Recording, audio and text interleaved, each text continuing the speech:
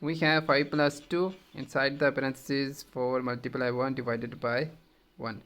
The parentheses tell us solve inside first before multiplying or adding anything outside. So PEMDAS rule.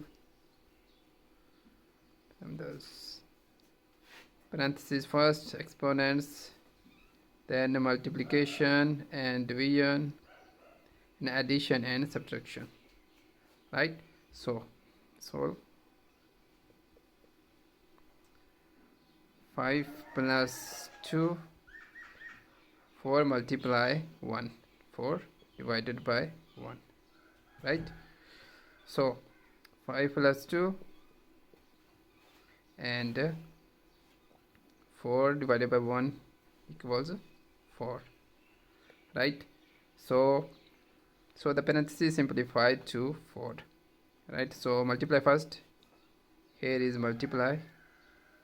So 5 plus 4 times 2, 8, and 5 plus 8, 13. So this is the answer.